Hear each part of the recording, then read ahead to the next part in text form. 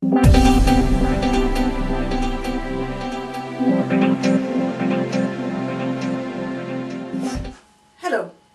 I'm Alexandra Sleator, Career Accelerator, and that means that working together we can ensure that you achieve your career aspirations faster than you would on your own. Together we can work on a range of career challenges. Of course, we can help you progress your career, for instance by devising a strategy that will ensure you absolutely get that promotion you so richly deserve. But we can also help you repackage your skills so that you can make a bid for an entirely new role. We can support you in your career right here, right now, by helping you refine, develop, polish such fundamental skills as communication. For example, how to handle conflict, or how to raise your influence or increase your impact. But also around team management, personal effectiveness, and leadership, to just mention a few. And last but not least, we can work with you around a career transition. For example, if you've had a career break, we can help you make a quick and successful comeback to the workforce. And we can also help you redefine success so that you identify and embark on this new career that you so desire. This is just a quick list of the plethora of challenges and issues that we can work on together. And the point is that together we will ensure that you achieve your career aspirations in a time and cost efficient way. So welcome to this sunny day here in London in July. The summer is with us, which is nice because we didn't have a summer in 2012 really. And this is the first of 2 tutorials on the subject of LinkedIn. I realized that many people were asking me about LinkedIn. They were asking, should I even bother to be on LinkedIn? And if so, what should I put in my profile? Who should I accept invitations to connect with? And should I use things like groups in LinkedIn? So I decided to create 2 tutorials and answer all of these questions. In this one, the first, we'll look at how to build your LinkedIn profile so that it's eye-catching and complete, clear and honest. And then in the second tutorial, we'll look at how to leverage that presence of yours on LinkedIn. It doesn't need to be a lot, but how to make sure that you make the best use of LinkedIn. Now, I think it's fair to say that LinkedIn is the go-to site for anyone who wants to look up somebody else's professional profile. As such, it is the premier professional website, and everyone's on it, in particular employers and recruiters. And for that reason, it seems to me that it's no longer possible not to be present on LinkedIn. But if you're going to be present on LinkedIn, you need to do it right. Otherwise, your image, in fact, could be negatively affected and the whole thing could backfire. Now, let me share with you some recent research findings around what employers and recruiters look for when they go on LinkedIn. And the data is appearing on your screen right now. You will see that first is your track record, your work achievements, your experience. That's fundamental, and that showcases what you are capable of.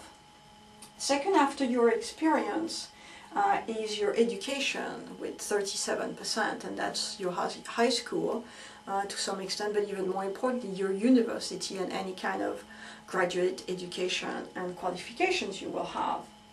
Third are recommendations which lend you credibility, and we will speak more about that later.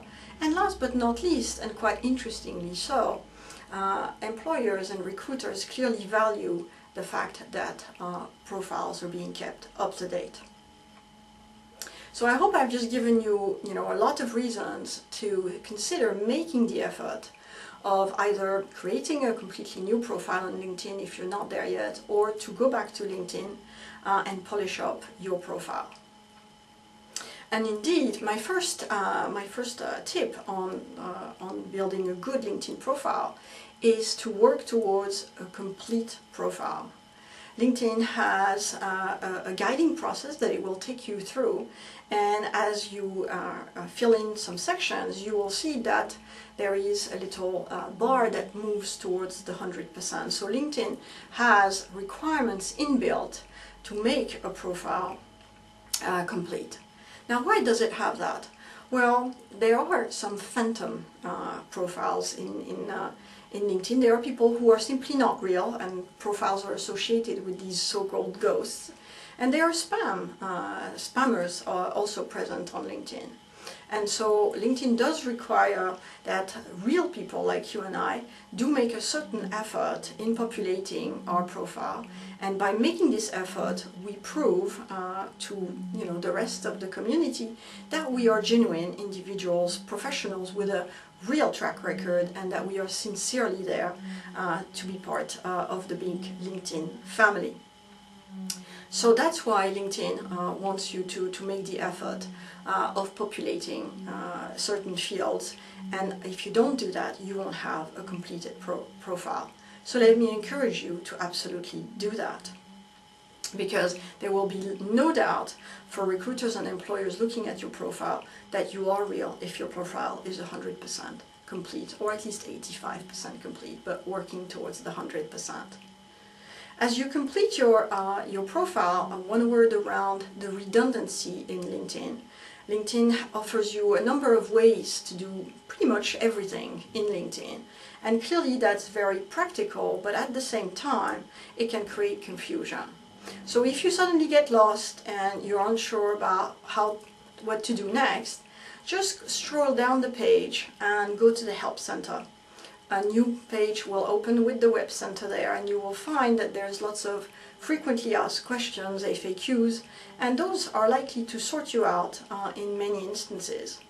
By the same token, if you're still stuck, don't get discouraged, and don't hesitate to ping the good folks in the Help Center of LinkedIn an email. My experience is that they will come back to you within a matter of days, maybe not 24 hours, but a few days, and when they do come back, you will have a detailed, pretty much step-by-step walkthrough that tells you how to do the thing that you were looking to have help with.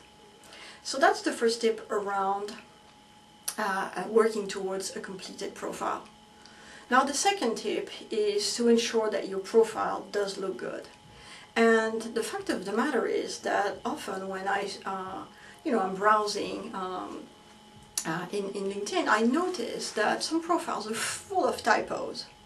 And clearly I have to ask myself about the kind of image that the person who allows their profile to be so full of typo is happy to make.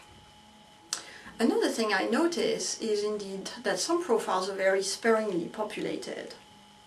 And so I'm not able to understand what that person has really been doing with their professional life, what their career has been about, and I don't understand what their capabilities are. So I suppose that if I don't understand it, possibly others don't either. Now, as I've said, sparingly populated profiles, can be associated with those so-called phantom profiles. But if you're a real person and you don't populate your profile, you may be associated with these ghosts, and that's certainly not going to do your public image a lot of good. Another element of sort of bad-looking profiles, if I can put it that way, is that indeed, while the profile is somewhat populated, there is a lack of clarity about what role the person has. It's just a list of employers, and it's a list of job titles. Now, we all know that job titles don't often tell very much about the actual occupation, and that job titles can be very jargony, and they can make sense only within the confines of an organization, but not to outsiders. So again, that very much restricts the ability to understand and to value what that person has to offer. So that's really too bad. And indeed, for me, the thought that comes into my mind when I see these sort of poorly executed profiles is that somebody is handing me a crumpled business card. Now, would you do that? Would you, leave one of your business cards in one of your pockets where it gets crumpled over time, and then would you hand that, to somebody, to a professional contact, and would you feel comfortable doing that? I would say probably not. So why then take so little care of your LinkedIn profile? Another analogy that comes to me is, of course, that of your CV. Now, we all know that we are not always 100% happy with the state of our CV when we send it to an employer or a recruiter, but we are happy enough with it, otherwise we would put a little bit of effort into it. And so again, I have come personally to view that LinkedIn is like this gigantic, global, worldwide database of CVs. And in that sense, if you would care for your CV, why would you not care for your LinkedIn profile? In a way, your CV is your offline resume, while LinkedIn is your online resume. And the two of them need to tell the same story, and they need to look good, both of them. So that's my encouragement to you, which is to pay attention to the look and feel of your profile. If you want to avoid typos, it's quite easy.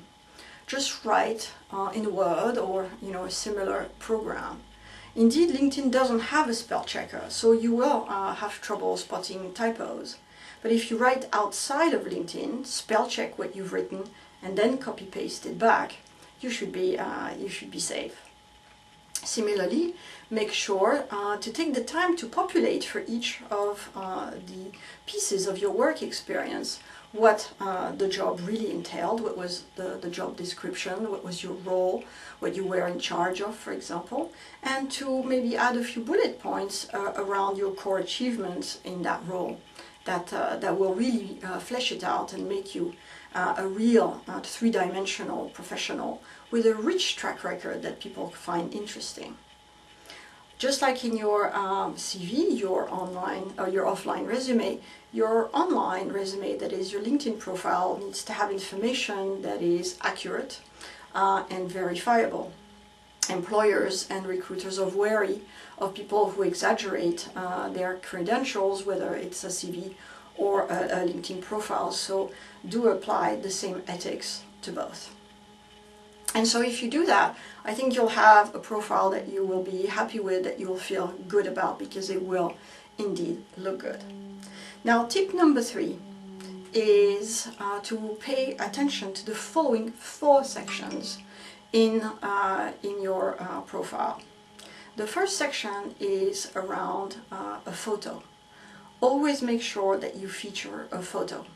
First of all, that contributes to telling people that you do exist, that you're real, although of course you could pick somebody else's picture. But indeed, having a photo does lend credibility.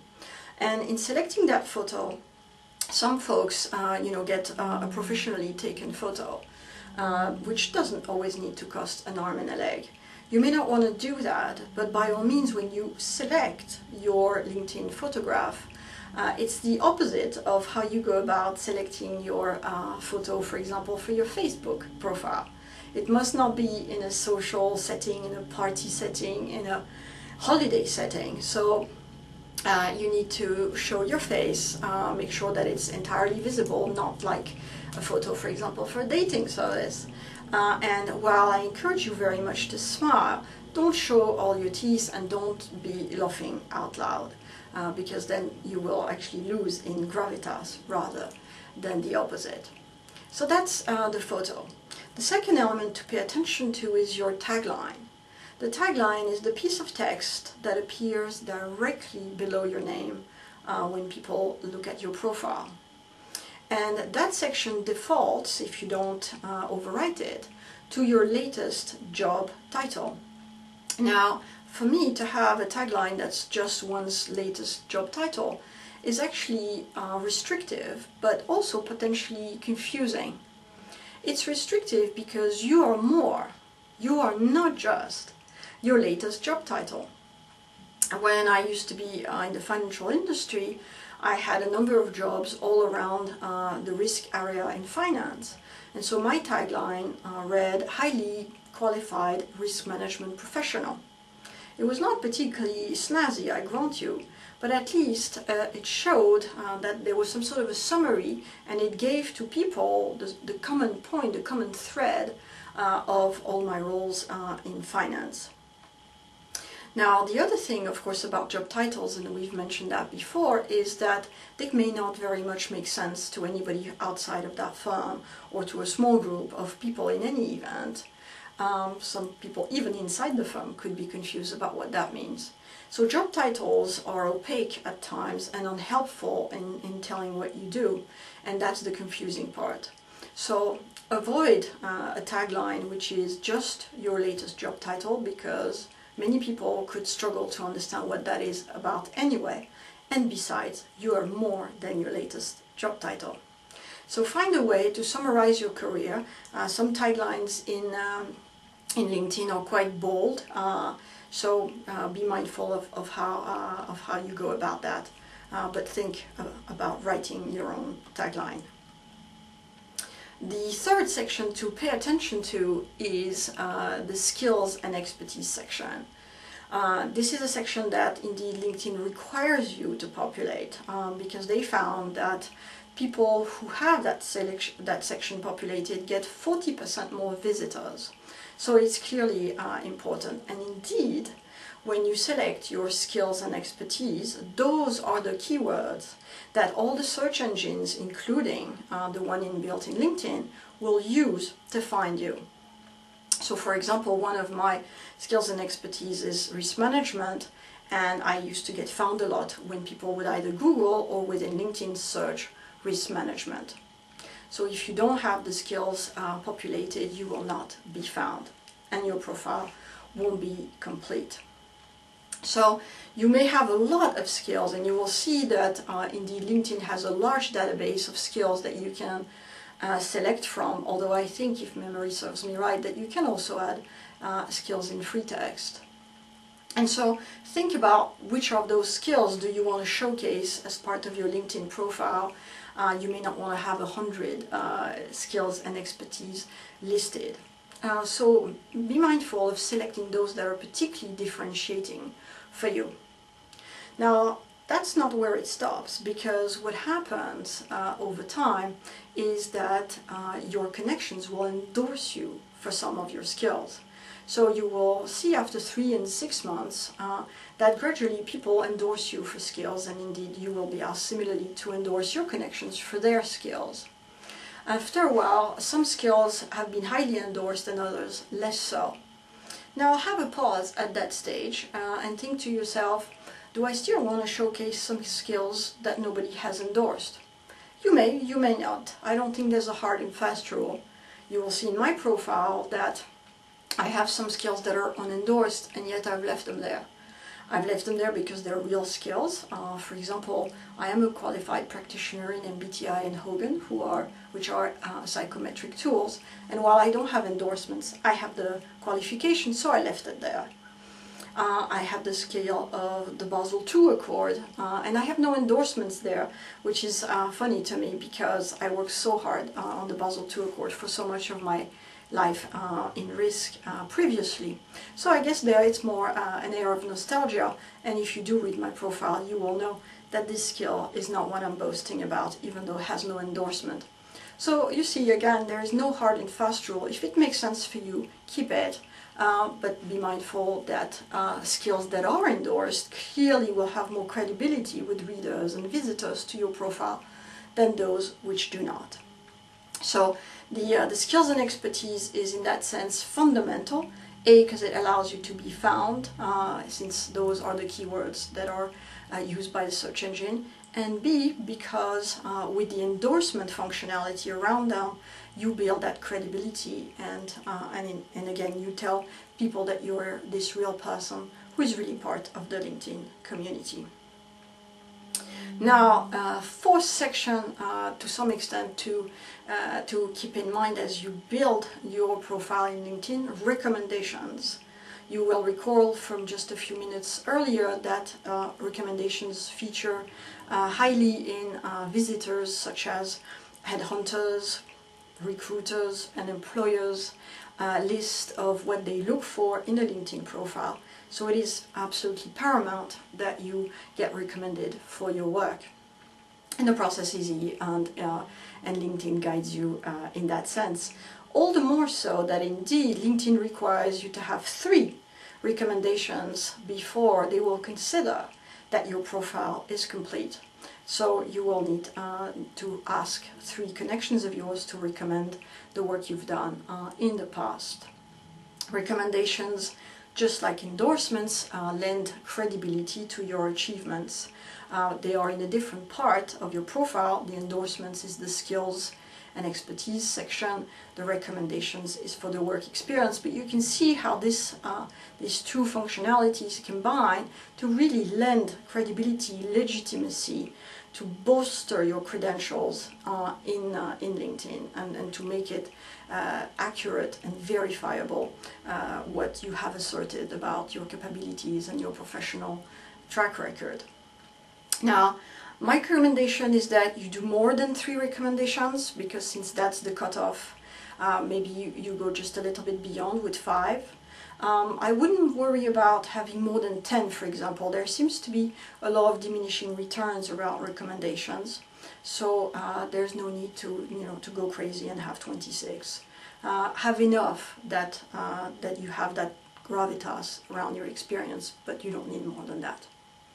So those are the 4 sections in your LinkedIn profile: the photo, the tagline, the skills and expertise, and then the recommendations piece that are absolutely fundamental to focus on. Now, tip number 4, and that may come as a surprise, is simply around being contactable. And indeed, there is a section around contact details that LinkedIn will prompt you to fill out. But what you may not readily see here is that there is no section called email address. There is one for your mobile, for example, or a telephone number, but not for an email address. And that's because LinkedIn would like for you to use their private, community dedicated, LinkedIn specific connection mechanism through so-called in-mail. So you can send in-mail to anybody else in LinkedIn. And that clearly is practical, but we may want to talk to people outside of LinkedIn. We may want to send them messages and receive in turn messages from them to a different email address. And so, because you're not naturally prompted to enter your email address, you could be forgiven for overseeing that and therefore not putting your email address. But there is a section called Other in the contact details, and so use that to put an email address so that you can be easily contactable. Now, the last tip, 5, is around thinking about who should see what in your LinkedIn profile. Through the privacy settings, you can differentiate between what different kinds of visitors to your profile can see. Your connections are clearly the one population. Then there's people who are LinkedIn members but are not part of your connections. And then there's any other sort of visitors who, when they Google your name, will see a piece of your LinkedIn profile. So there's at least 3 populations to think about. I went for a very easy setup. Everybody can see everything. I don't think I have anything to hide, and I'm just happy to showcase whatever I do. But if you are in corporate employment, you may want to have a think about who else in your company will see your LinkedIn profile and what impression they could form. And in particular, if you happen to be on the market and looking for another job, your LinkedIn profile could be a bit of a dead giveaway if you structured it in a way that you're letting the world know that you're looking for a new job. And that may not be something you want folks in your company to be completely aware of right away. So there is something around who needs to know what. We were just talking about contact details. Now, one of the things I've actually done is that you cannot see my contact details unless you're a connection of mine. So I've kept it more private, who gets to see my mobile number and who gets to see my email, rather than just sharing that with just anybody in the world. So have a think about how you want to differentiate between the various kinds of people that could see your profile and how much you're willing to share in order to make yourself available to the world, to share of yourself and of your expertise, and yet at the same time making sure that what needs to stay private does indeed stay so, and use the privacy settings in LinkedIn in order to manage that. LinkedIn will have some default privacy settings that you may not like, so make sure to go into the privacy settings. So there you have it. 5 tips around how to go about building a complete profile in LinkedIn, one that looks good, one that is easy to understand, one that is honest, whereby you have populated all the relevant sections so that your profile indeed is not just complete, but is in fact attractive to readers, visitors, and connections. I hope that this has been helpful. For those of you who already have a LinkedIn profile, is that the way that you went about populating it, or do you have other tips about creating a LinkedIn profile? And if so, please kindly share them with all of us. That would be really super. If you disagree with anything, let me know. If there's anything you'd like to add, just feel free to add a comment below this video. That would be really nice. I look forward to seeing you next time to talk more about LinkedIn, this time how to leverage your presence on LinkedIn. Until then, thank you so much for watching. Take very good care and see you soon. Bye-bye.